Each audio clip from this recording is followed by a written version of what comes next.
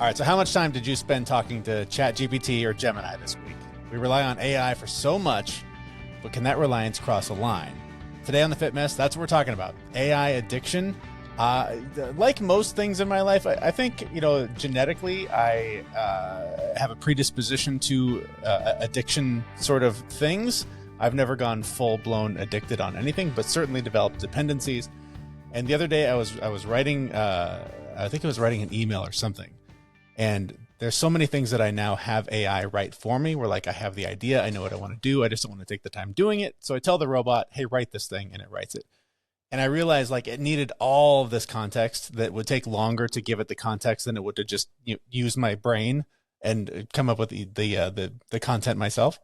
But it was a very uncomfortable like few seconds where I was just like, oh, that feels weird. Like I'm getting so used to being able to just have this done for me that it's making me uneasy in my own skin, trying to use my own brain to create this stuff.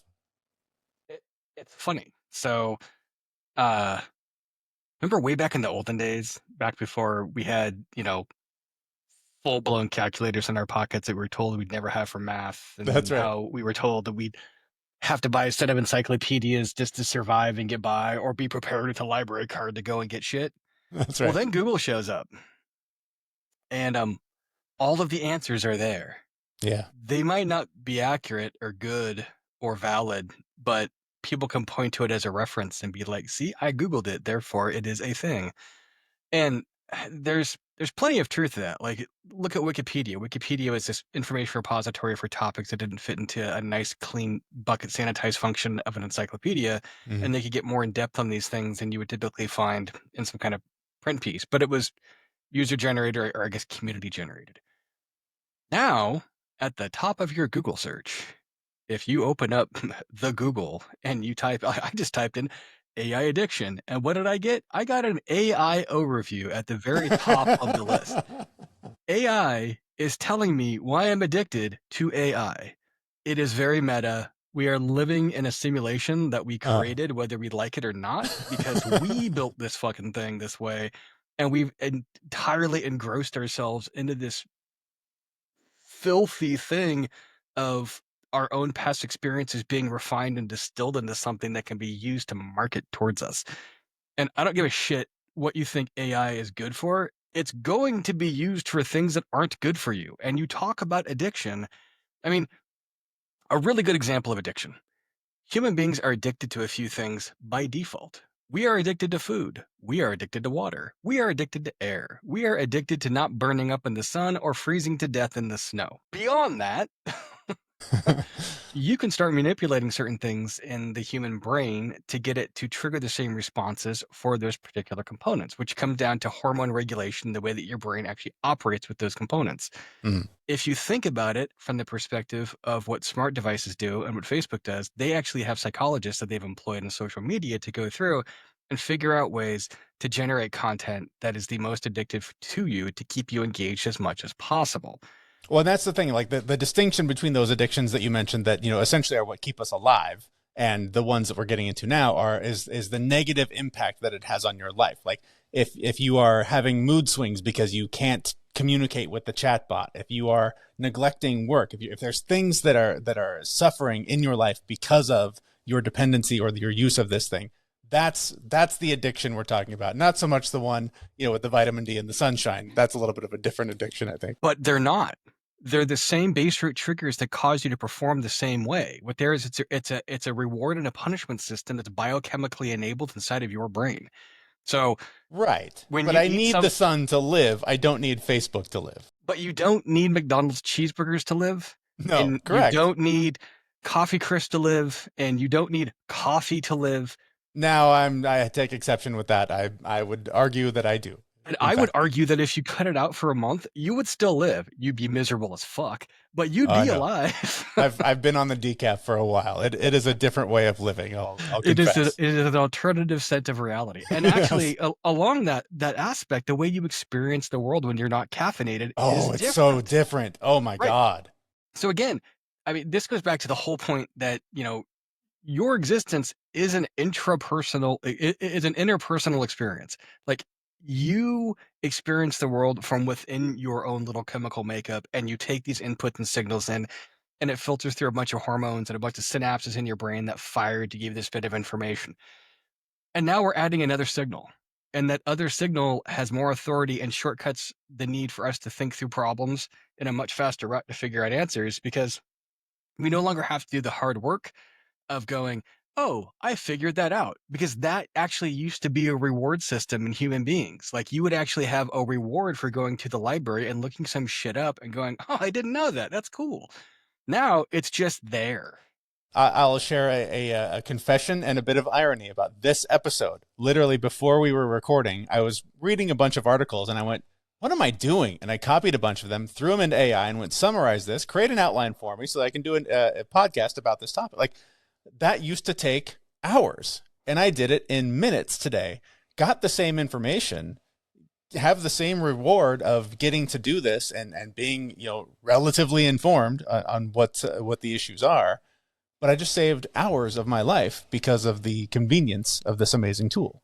Over time, that reliance is going to change the way that we interact with things, and it's going to, for lack of a better term, evolve the way that we interact with these components because we've shortcut them. So, I mean, every technology goes through iterative life cycle functions, but human beings did the same thing, right? Like, with the invention of the shoe, human beings basically lost like the thick padding on the bottom of their feet, and the hobbit feet kind of went away because they didn't need them as much. And with the invention, of hats, um, people started to lose their hair because they didn't have as much direct sunlight coming. Like, there's all kinds of like little tiny micro things that you can look at that are either genetic or epigenetic results of us implementing or instrumenting new technologies into pieces because certain traits survive. Well, now our biological mass is going to survive no matter what, because we have medicine that keeps us alive long enough to be a member of society. Whether that's good or bad is highly subjective. But at the end of the day, what we use technology for now augments the way that we interact with the world, because the world itself is so vastly stacked with things that instrument and wire things up to give us big sets of information into this type of, telemetry system that grabs all these different sets of sensor data. And you have sensor data that you wear on your body, it's in your house, it's in your car, it's kind of fucking everywhere. And all this is being taken in and dropped into an AI system. And someone's saying, take all this information out there from these pieces and tell me how to market to Kevin. And they're like, all right, well, I know everything that Kevin did. I know what Kevin likes to eat. I know all of his, traits and trends online, and I know how he behaves there. And Kevin's online persona might be entirely different from his real world persona. But if he's wired up like most of us are these days, they're getting the information, and they know that Kevin's online persona is full of shit, and they are going to capitalize on that, and they're going to figure out ways to express things to Kevin in a way that's going to target his insecurities at just the right way to get him to react. That's what this is being used for. So we talk about it as an addiction. Yes, it absolutely is. And I don't care who you are. If you use the internet for anything, it's already in your life. You're already machined up. It's already there. Skynet's winning, blah, blah, blah, blah. But how do we make this better?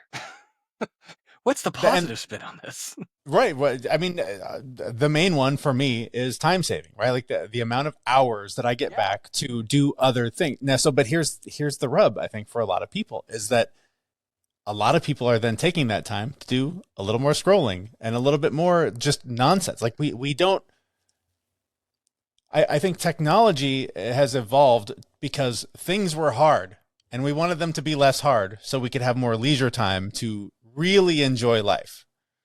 But like, we're all so damn bored with life that we are out of addiction, like out of, our brain says, pull the phone out of your pocket, scroll, text, scroll.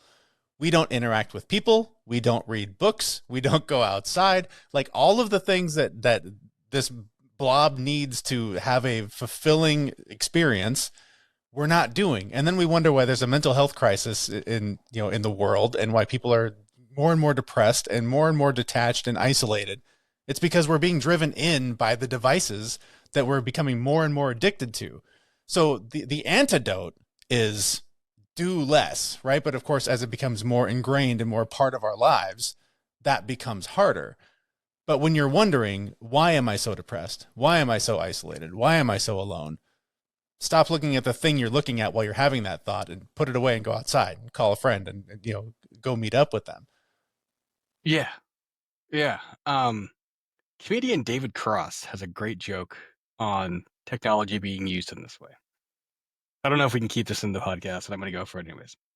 He basically said that he saw an ad for electric scissors. So, a thing out there that keeps you from opening and closing your hand to cut things. It opens and closes for you to make all these things happen. And he goes, what's the point of this? How much time did I really save with this at the end? And he goes, death shows up. He's on his deathbed. He's waiting. He's waiting to die. And death goes, hey, I'm sorry. It's time to go. And the guy goes, but I used electric scissors. He's like, death goes, all right, here's an extra 5 minutes. You saved 5 minutes doing this thing. Here's your extra time. What are you going to do with it? Well, Yeah.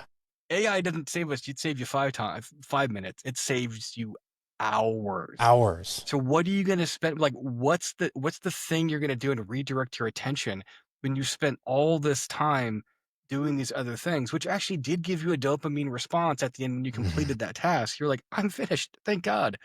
Now we're just addicted to the bing on your phone or a notification or an alert to go, oh, I got to check to see if some bullshit's there. Maybe there's some new sneaker that's come out, or maybe Trump's announced tariffs on fucking seagulls. I mean, maybe I've got 3 likes on that picture I took at the beach. Right, exactly. But I mean, that's the point. Like, none of it's got a straight linear thread that you can pull to say this is why this is bad or this is why this is good, because it's all intermingled and mashed up. And like all intelligence, it's complicated, and its complications are definitely exacerbated by the way and the intent in which the way that we use the technology and what our focal point is on it. And the reality is that how most of us interoperate is we communicate. We speak or we write. Those are kind of the 2 things that we do. Some of us, do things with touch, pieces like that, and body language and all that. But let's just ignore that side of it for a minute, because that would require you to actually be in front of somebody and fucking communicating, which most of us didn't do these days. Which we say as we're having a remote conversation from hundreds of miles apart. Right. Yeah. And yes, dear listeners, we are looking at each other over webcam so we can see each other and judge each other's reactions. And this is hilarious, even though you can't see it. Anywho. The hours we've saved in commuting every week by just doing this. It's amazing. Exactly. Where's my Facebook? Right.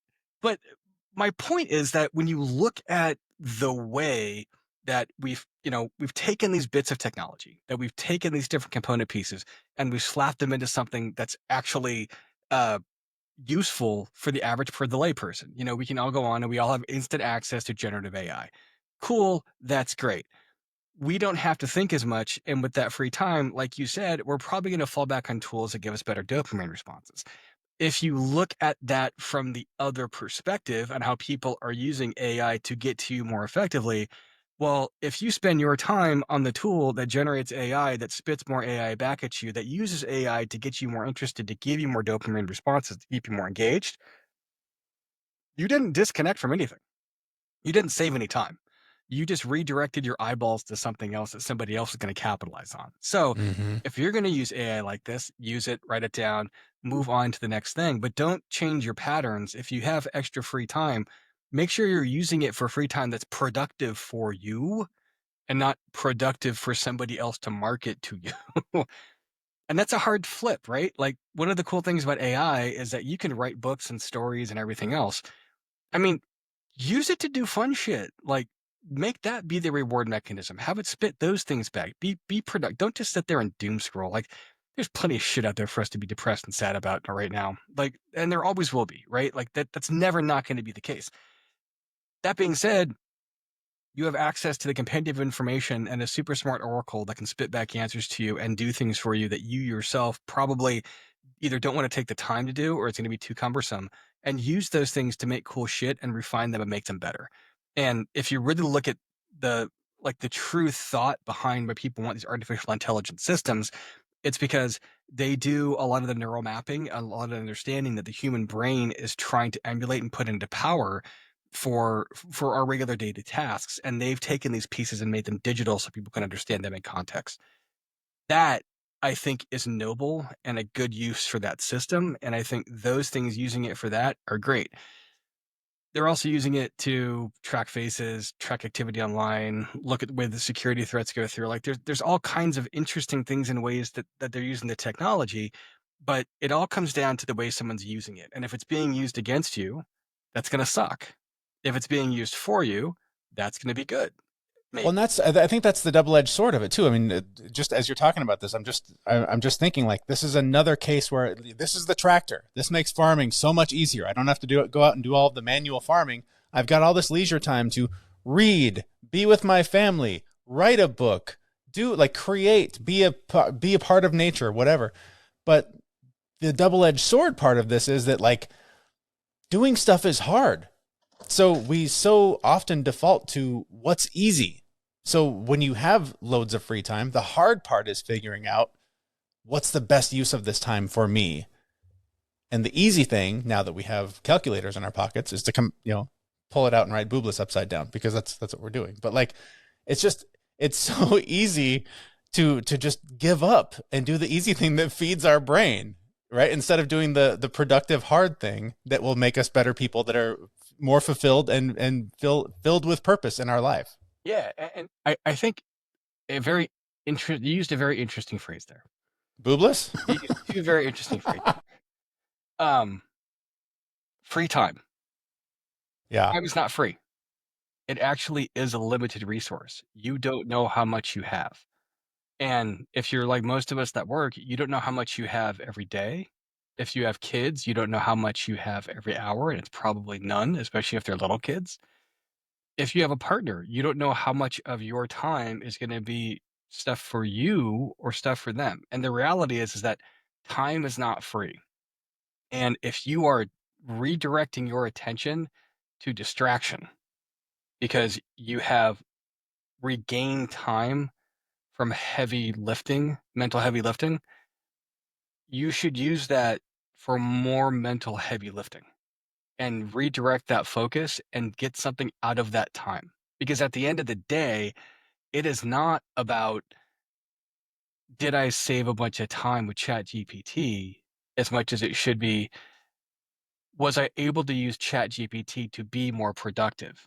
And if I have a body of work and I complete it in 5 minutes versus an hour, yes, I saved 55 minutes. But if I use that 55 minutes to do dumb shit, then I haven't saved anything. I've just redirected my focus towards leisure, I guess, or something that's not productive and not actually making you any better. And it's it's somewhat selfish to think that the goal of these things should be to make you better, but at the end of the day, that's what it's really meant for. Like it's meant to make you better, more productive, more capable. And if you don't use it for that, someone's going to use it against you to make you obsolete, because if you've taken your job that used to take an hour and boiled it down to 5 minutes with an AI script, they don't need you. And that'll happen because they'll find somebody else that can run this script 12 times and replace 12 people's hours of work. And that'll happen. And the term you use that I find interesting is productive, because I think that's one that in these contexts, when I hear that word, I hear it as better employee, right? Like, can you be a better employee? Can you make more money for the big boss upstairs? Like that's just like in my brain, that's where it goes. Like I have this negative response to it where like, that's not what drives me. I'm not here to make my boss happy other than the 8 hours that I'm there. Like I want the leisure time. I want to just enjoy the few spins around the sun that I get on this rock. So for me, productivity is getting to the point where I have more time to just be and to just live and to just exist and to grow as a person. Because I think that's where I do is with my family, with my friends, with those leisure activities. So I just want to share that in case there's somebody who's having the same sort of trigger response I do of like, but I don't want to be more productive at work. I don't give a shit about that. I want a more fulfilling life. Yes. And when I'm saying productive, I'm not talking about whatever company I work for. And the company I work for right now is great. Um, but the main company that I work for is You Inc., as in me incorporated, because, I've got my job that pays me money. I've got a couple of other side projects that I do. I've got a wife, I've got kids, I've got sports, I've got activities. And then I actually do have leisure, and how I spend most of my leisure time is, like most Americans, surfing on the internet or watching television. So I actually try to minimize leisure time Right. and try to put forward uh, productive group time. Date nights are great, and you should do more of those. And going out with Right. friends is great. Like, you should have more of those interactions and prioritize those things over sitting at home and watching Netflix. But that being said, if you change your focus from uh, of productivity, from being productive for my employer, the people that are writing my paycheck, which you're going to have to increase that if you're incorporating Gen AI. That's just Sure. a given. But you can split the difference, right? Like, hey, this 1 hour, this 50-minute task now takes 5. Well, cool. So I'm going to do 5 of these tasks now and roll it up in 25 minutes and be 5 times more productive in half the time. Yes. Like, great. That's good for everybody. And no employer is going to be like, you're only 5 times as productive as before. They're going to be like, that's Right. fucking great. Until Right. somebody figures that piece out. And then you got to figure out to keep upping those games, because it is an evolving process. And the technology is evolving, and how we use it is evolving, and our skill sets are evolving. And what you don't want to be is in the bottom half of the median curve of people adopting and using this technology. Yeah. So you need to know it. You need to use it. I'm not saying you need to love it, but it might not hurt to at least love some parts of it and figure out how to make those things better for you. But at the end of the day, this comes down to how quickly can you adapt to these pieces. And uh, yeah, it's going to be addictive for some things. There's no doubt. It's Hmm. just that easy button, man. Like, Oh I don't yeah. know about you, but I am addicted to driving, because walking 30 miles to the gym round trip Sucks. seems not seems like I'm not going to work out that day. Yeah. But driving it, okay, sure, I'll do that. Absolutely. I'm just waiting for the first AI addiction support groups to open up and start seeing signs everywhere with the 12 steps to get rid of your AI addiction. I'm sure as I'm saying this, I can see you frantically Googling I'm for it. Googling it. Does it exist? Internet and Technology Addicts Anonymous, There we go. recovering from AI addiction. Oddly enough, not an AI summary up top. Oh, that's weird. Pretty Huh. weird. That is weird. How about that? The AI was like, whoa, pump the brake. You don't I don't need think you have a support. problem, buddy. You're all right. I'm Hey, here for you're you, baby. overreacting. I'm here You're for you. overreacting. That's so good. Wow. All right. Well, There's actually, am I seeing Al-Anon for AI support? get out of here. This is crazy. Yeah, like, this is nuts, right? Like, take this to the next step. We've gone through, and AI is sitting everywhere. It's in all of our personal assistants. If we walk around with headphones all, like, most of the time all day. I'm constantly pulling mine out because they're constantly irritating my ears, and I think I've had like 15 external ear infections in the last 10 years from wearing headphones everywhere. That being said, um, when they're in my ears, I am not above saying, whatever AI assistant I'm talking to at that point in time, blah blah blah blah blah, go blah blah blah, instantaneously. And the brain computer gets shits in our ocular overlay. It's just going to be part of who we are. The interesting part is, who's going to pay for that technology? Because it's not going to be cheap, and it's going to be kind of dangerous, but it's also going to make us meat puppets more productive. I should just watch the first episode of the new season of Black Mirror. Okay. And a lady gets a tragic brain injury, and they cut out part of her brain and they stick in synthetic functions, and she has to stay within X amount of mileage of these cell phone towers, because they're actually feeding her consciousness to her brain, and when she goes out to it, she kind of passes out. um well, they changed the service plan, and the $300 a month service plan now has ads, Oh God. where she just starts speaking ads.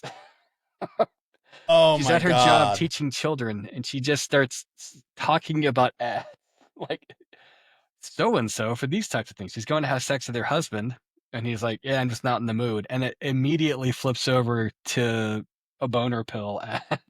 Like, Oh my God. this is not far-fetched. Like, and yes, No, it's a I Black never Mirror thought episode. of that. I love the idea of we don't need school anymore because everyone's just going to get the robo brain that just has the infinite knowledge to everything, right? Like that's a cool idea. But the subscription model, the ads, the contract renewal, where it's like, you've been paying this, we've made all these upgrades, now it's this much to have your brain. Or you can go be a big, stupid sack of dumb. Like, which one do you want to be? Yeah, like that's happening, right? Like Yeah. that's the whole internet gap that we had here in the US where we had to go through and we had to give 50% of the planet internet access. Oddly enough, when we forced that to happen, um, that's when all the online political shit really took off because now you had everybody with access to this in these mediums that could go through and collectively we're not smarter together. Like we make a lot worse decisions as a big group together. And there's entire organizations and companies that recognize this. Like Amazon, for example, has this concept of a two pizza meeting or two pizza team. It's basically enough people in the room that when you have them in there and you got to buy them lunch, two pizzas feeds them. So, yeah, I mean, that's going to be somewhat dependent upon the people that are there because some people are going to eat two slices, some are going to eat five, blah, blah, blah. But that's the concept is that it's squishy and it's kind of nebulous. But if you find yourself needing to order more than two pizzas to keep everybody fed and in the room, then your team's too big. That's not an entirely unfounded concept. And I've seen people try to do the math behind it of thermodynamics to try to understand this concept to say, this is how many electrons it takes to produce good ideas, blah, blah, blah, blah, blah, whatever. I mean, it's fun. It's a neat exercise to go through, but we are approaching a time where that level of productivity and that type of refinement of work effort output is getting turned into that because Yeah. the thing that makes us us is completely and totally disconnected from the empirical world of measurement and statistics and analysis because those things operate independently of what our interpersonal experience is and people are making decisions without thinking about those things all the way through because you've spreadsheeted all of your decision making criteria and morals and ethics and empathy don't have to come into play anymore and AI is going to apply that. And it gets scarier when you start taking this up and you start saying, hey, AI, make us more efficient because it's going to start shutting us down a bit more. That was the other thing about that Black Mirror episode is that they were making her sleep longer because Okay. they were using the processing power in her brain to act as to basically do processing for higher paying subscribers. And this is like it's just a tilt on the Mhm. Matrix. It's the Right. augmented reality version of the Matrix as opposed to virtual reality. But people are thinking this way. That's the part that, as you're describing that, the part that scares me the most about that is, I think of 1977 and seeing Star Wars and like, wow, that's a million years away. That's incredible. Like what you just described, Except it was that a could happen million years in next the year. past. It was a long, long time ago in a I know, galaxy but like far, the far away. the technology was like so far fetched. Like, how could that possibly be? I'm hearing you describe something that I'm like, I could see that happening next year. Like we're right there.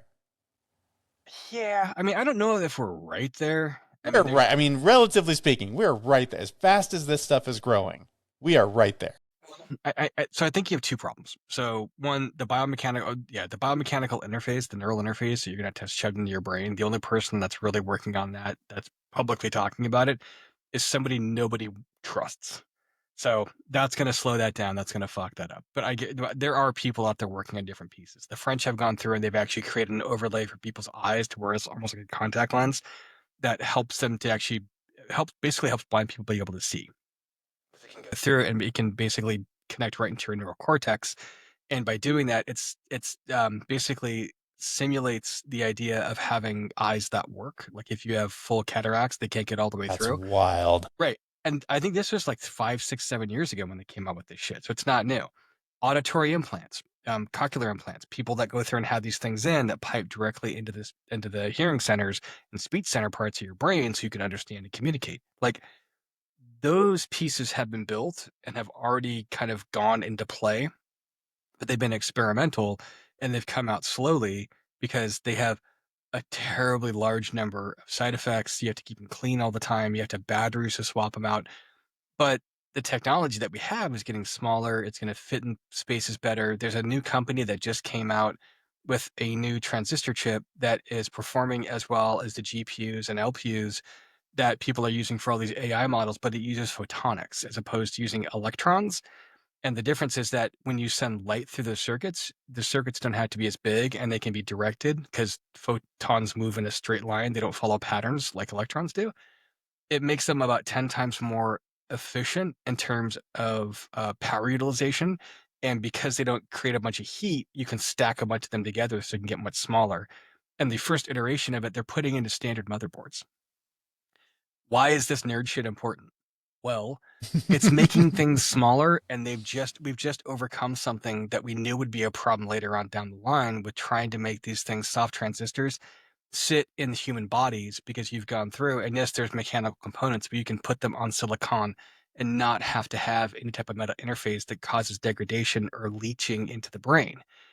These things become something that is now plausible in these different scenarios. So like if you were to do a neural interface today, you'd have to carry a backpack around with you to keep all the processing in it. And you'd have to be plugged into, a fucking at least 40 amp circuit to power it. This takes care of that problem. And Right. because of the way that it puts these things forward, it might actually be biochemically capable of being powered, i.e., let's bump up the power of your body generating X amount of electrical current inside of it and use it as a bio wetware soft computer. This is full sci-fi shit. Like, I am Right. way down the line thinking about this problem, but this concept was introduced in like the 70s. So When that computer wouldn't have been a backpack, it would have been a warehouse. yeah, like it would have been a fucking Costco.